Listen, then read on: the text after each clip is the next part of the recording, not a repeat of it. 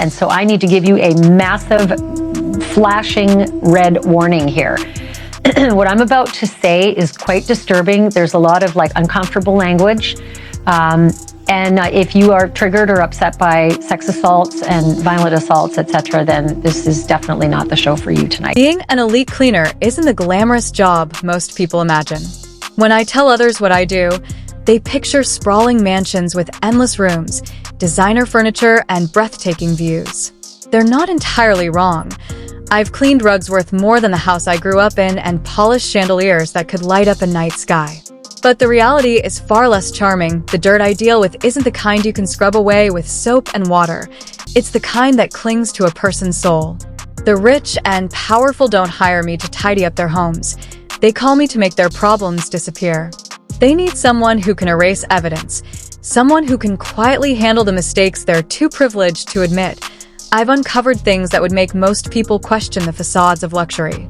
Drug residue hidden in plain sight, incriminating items buried in drawers, and sometimes even live exotic animals abandoned as though they were mere trinkets from a chaotic night. Once, I found a snake curled up in a bathroom sink. It just stared at me, eerily calm, as if it didn't belong there any more than I did. I was good at my job, silent, efficient, and deliberately indifferent. Curiosity wasn't just frowned upon, it was dangerous. My task was clear: erase chaos, restore order, and leave behind nothing but the illusion of normalcy. For a long time, that was enough, but years of cleaning up other people's sins takes its toll. Every mess has a story. Sometimes it's loud: broken glass, overturned furniture, signs of rage or fear. Other times, it's subtle, like the faint imprint of a wine glass hastily wiped away. These stories stick to you, like the stale scent of alcohol that lingers no matter how many windows you open. IT was supposed to be just another job, a special cleaning at a Beverly Hills mansion owned by one of the most influential figures in the entertainment industry. My boss's voice was different that day, colder and sharper. "This is confidential," he said. "No questions, no curiosity. Just do the work." Something inside me hesitated for the first time in years. I don't know if it was instinct or fear, but I briefly considered saying no. I should have. The payoff, however, was too good to pass up, an offer so generous it felt like they were buying my silence before I even arrived. Familiar to me. Marble floors, glittering chandeliers, and walls adorned with artwork worth more than most people's entire lives. But something about this job felt different. Even before I stepped inside, the house belonged to Diddy, a name that carried weight in every corner of the industry. His infamous parties were legendary, extravagant gatherings where limits didn't exist. The aftermath of such an event was evident as soon as I entered. Shattered glass, abandoned drinks, and a pungent mix of cigarettes and something stronger lingering in the air. Despite the grandeur, the mansion felt uneasy, as if it was holding secrets beneath its polished surface. The tension was subtle, but palpable that I was met by the team leader, someone I'd worked with before. Usually composed, today he seemed nervous, avoiding eye contact as he directed me toward a staircase. "You'll handle the basement," he said quickly, almost as if he didn't want to say it aloud. Over the years, I'd learned one thing. When someone sends you to the basement, it's never for anything good. Basements are where people hide what they don't want anyone to see. The messes that are too dark or incriminating for daylight. Standing at the top of the stairs, I stared into the shadowy depths below. A sense of foreboding washed over me, but the rules were clear. No questions, no hesitation, no turning back. As I descended, the air grew cooler and heavier, damp and stale, as though the space had been sealed off for years. My footsteps echoed faintly, amplifying the unease building in my chest. I'd handled special jobs before, but this felt different. More than just cleaning up a wild party.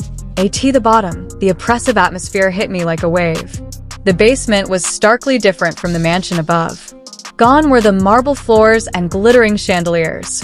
Instead, the walls were dark, the ceiling low, and the fluorescent lights flickered sporadically, casting eerie shadows. This wasn't a simple storage area. The soundproof walls, dim lighting, and faint scent of expensive cigars told me everything I needed to know. This was a space designed for private gatherings, the kind no one wanted the world to know about. In the center of the room was a small stage, its metal rods gleaming under the flickering light. The floor around it was a chaotic mess, sticky patches where drinks had spilled, overlapping stains, and something darker that clung to my shoes with every step. A bar stretched along one wall, but unlike the pristine ones upstairs, this one looked worn and sinister. Half-empty bottles were scattered across the counter, some tipped over, their contents forming shallow puddles. Traces of white powder lined the surface, a silent testament to excess and indulgence. The furniture told its own story. Torn armchairs slumped at odd angles, their cushions stained and sunken. Sofas looked as though they'd borne witness to something far more sinister than a night of revelry. The room felt like it was holding its breath, waiting for something. The weight of the secrets hidden here pressed down on me, and I couldn't shake the feeling that whatever had happened in this space wasn't meant to be known. But that was the job. Clean it up, erase the evidence, and walk away as if none of it ever existed. I began to work, methodically and efficiently, but the oppressive atmosphere didn't ease. Every stain, every overturned chair, every empty bottle seemed to scream of something darker. This wasn't just a mess. It was a memory. A moment frozen in chaos. As I cleaned, I couldn't stop my mind from wandering. What had happened here? What secrets were these walls hiding? But I knew better than to ask. Curiosity had no place in my line of work. By the time I finished, the basement was spotless, restored to an eerie normalcy. But the weight of what I'd seen and felt lingered. As I climbed the stairs, leaving the shadowy depths behind, I couldn't help but wonder how many more secrets I'd be asked to erase, and how long I could carry them before they became too heavy to bear. Working as an elite cleaner is a life few truly understand. When I mention my job, people picture sprawling mansions with designer furniture, breathtaking views, and unimaginable luxury. They aren't entirely wrong. I've walked on rugs that cost more than my childhood home and polished chandeliers that resemble fragments of the night sky. Yet the reality is far from glamorous. Beneath the surface lies dirt that no amount of scrubbing can remove, stains that cling not to floors but to souls. When the rich and powerful call, it's not to tidy up their messes, it's to erase them. They need someone to make their mistakes disappear, someone to handle their sins without question. Over the years, I've encountered things that would make anyone question the true nature of wealth and influence. Drug residue tucked in hidden corners, incriminating personal items hastily discarded, and even live exotic animals abandoned like forgotten souvenirs. Once, I discovered a snake coiled in a bathroom sink. It stared at me with an unsettling calm, as if it too felt out of place. I excelled in my work by being quiet, efficient, and intentionally disinterested. Curiosity wasn't just discouraged, it was dangerous. My role was simple: erase chaos, restore order, and leave behind the illusion of normalcy. For a long time, that was enough. But as the years passed, the weight of the stories behind the messes began to accumulate. Every shattered glass, every overturned piece of furniture, whispered of rage, fear, or despair. The faint imprint of a hurriedly cleaned wine glass, the lingering smell of stale alcohol, these traces stuck to me like an invisible grime, impossible to wash away. Then came the call that changed everything. It was supposed to be another routine job, a special cleaning at a sprawling Beverly Hills mansion belonging to one of the most influential figures in entertainment. My boss's voice was colder than usual, his instructions terse. No questions, no curiosity. Just do the work. Something inside me hesitated. For the first time in years, I considered saying no, but the payout was too tempting, an offer designed to buy my silence. Before I even arrived, the house belonged to none other than Diddy, the iconic entertainment mogul known for his legendary parties where excess was the norm. As I pulled up to the mansion, the scene was exactly what I expected. Broken bottles scattered across marble floors, abandoned glasses teetering on expensive furniture, and an overpowering smell of cigarettes mixed with something stronger. The mansion itself was a masterpiece of luxury, with marble floors that gleamed under massive chandeliers and walls adorned with modern art. Yet, beneath the grandeur was an uneasy tension, an invisible weight pressing against the air, I was greeted by the team leader, a usually composed man who now seemed visibly rattled. He directed me to the basement with a nervous urgency. "You'll handle the basement," he said, avoiding eye contact. Basements, I've learned, are where people hide the messes they're too ashamed or afraid to confront. Descending the staircase, I felt the air grow heavier, colder, and damp. Each step echoed ominously, amplifying the unease tightening in my chest. The basement was a stark contrast to the opulence above. The walls were dark, the ceiling low, and the flickering fluorescent lights cast eerie, shifting shadows. The space felt alive, charged with an oppressive energy that made my skin crawl. This wasn't just a storage area or a utility room. It was a secret, deliberately hidden. The plush, soundproof walls, dim lighting, and faint traces of expensive cigars revealed its purpose, a venue for private events that no one wanted the world to know about. In the center stood a small stage, its polished metal rods gleaming unnaturally amidst the surrounding chaos. The floor was sticky with layers of spilled drinks, scuff marks, and something darker that clung to my shoes. The bar along one wall bore the marks of excess: toppled bottles, scattered powdery traces, and shallow puddles of amber liquid. Every detail spoke of a night that had spiraled beyond control. As I worked, the oppressive silence weighed heavier.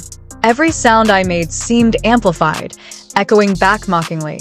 The feeling of being watched crept over me, growing stronger with every passing minute. Then I noticed it, a wooden panel behind the bar slightly misaligned. My hand hesitated as I wiped it, and a faint click broke the silence. The panel slid open to reveal a heavy trapdoor, its rusty hinges and weathered locks standing out against the sleek surrounding. Curiosity battled with instinct. Against my better judgment, I pulled the latch. The creak of the hinges echoed like a warning. Beyond the door was a spiraling iron staircase descending into blackness. A foul smell wafted up, a mixture of mold, rust, and something far more sinister. Gripping my flashlight, I began the descent, each step groaning beneath my weight. The air grew thicker, the darkness swallowing the beam of light. At the bottom, a narrow tunnel stretched ahead. The walls were damp concrete, etched with deliberate, claw-like scratches. The smell was nearly unbearable, a nauseating stench of decay. As I ventured further, the tunnel split. To the left was impenetrable darkness. To the right, a large, rusted metal door. Dark stains streaked its surface, leading down to the floor. Above the door was a circular window, its glass fogged and shadowed. My instincts screamed to turn back, but something compelled me forward. The door's cold, eroded handle resisted as I pushed it open. Inside was a room dominated by an industrial freezer, its steel surface scratched and stained. Around it, shelves held rows of vacuum-sealed bags labeled with names, full names, scrawled hastily in uneven handwriting. My stomach churned as I opened one bag. Its contents weren't ordinary meat. The marbled texture and veins were unmistakably human. Panic rose, but I forced myself to continue. On the wall hung a corkboard cluttered with photographs of politicians, celebrities, and businessmen. Their faces were vacant, their eyes lifeless. A yellowed sheet of paper pinned at the corner bore a chilling message: "Invitation only." The gravity of what I had stumbled upon hit me like a physical blow. This wasn't just a crime scene, it was a grotesque revelation of power and depravity. Backing away, I stumbled toward the freezer. Against every instinct, I opened it. Inside were more bags, each bearing a name I recognized. My mind raced, grappling with the unthinkable reality before me. A faint creak behind me snapped me back to the present. Spinning around, my flashlight cut through the darkness, but the room appeared empty. The oppressive feeling of being watched was now unbearable. The air felt suffocating, the walls closing in. I bolted back through the tunnel, my steps echoing like gunshots. The basement seemed alive, its secrets clawing at me as I fled. Reaching the stairs, I stumbled upward, desperate to escape the suffocating abyss. When I finally emerged into the light of the mansion above, the opulence felt hollow, tainted by the horrors below. I left without a word, the weight of what I had seen pressing on my chest.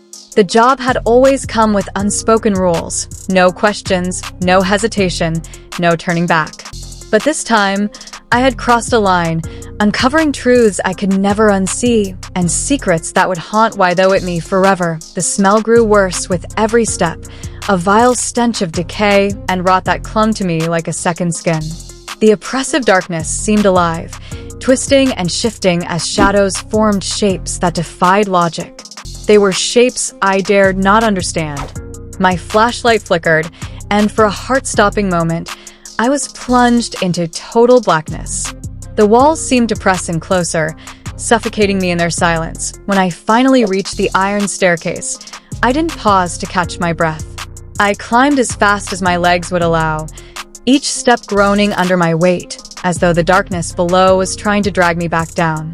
My legs burned, my hands slipped on the cold, slick metal, but I didn't stop until I burst into the space above. The light was blinding, harsh and unnatural after the suffocating darkness. Yet it didn't feel like safety.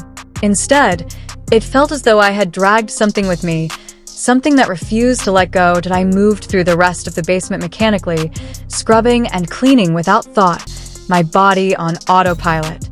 My mind was numb. All I wanted was to leave. When I finally stepped outside the mansion, I noticed several blue vans parked in the driveway. Uniformed men were unloading stacks of pizza boxes, their movements unnervingly synchronized. They didn't talk, didn't even glance in my direction. Their mechanical precision sent chills down my spine. Something about it felt deeply wrong, but I couldn't bring myself to care. All I wanted was to leave, to get as far away as possible and never look back. Driving away, I glanced in the rearview mirror. The mansion's glowing lights pierced the night, pristine and untouched, as if nothing had ever happened. To anyone else, it was just another sprawling Beverly Hills estate. But I knew better. That place wasn't just hiding wealth and power. It concealed something far darker, something beyond explanation or justification. The further I drove, the heavier the air seemed to grow, as though I hadn't truly left it behind. In the days that followed, paranoia consumed me.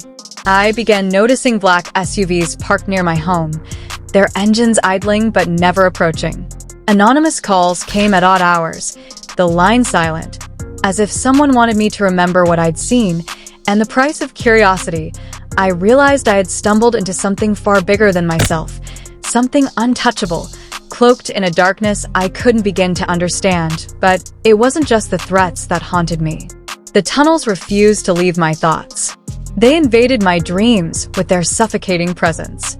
I saw the symbols etched into the walls, ancient designs pulsating with sinister energy. The cages lingered in my mind, too, with their claw marks, dark stains, and the faint metallic tang of iron. The robes haunted me as well, pristine white, but stained where they had brushed against the bars. They left questions in my mind that I didn't want answers to. Worst of all was the freezer. I could still feel its cold latch against my fingers. I could see the names scrawled on the bags, the lifeless photographs pinned to the corkboard, and the desperate scratches carved into the inside of the door.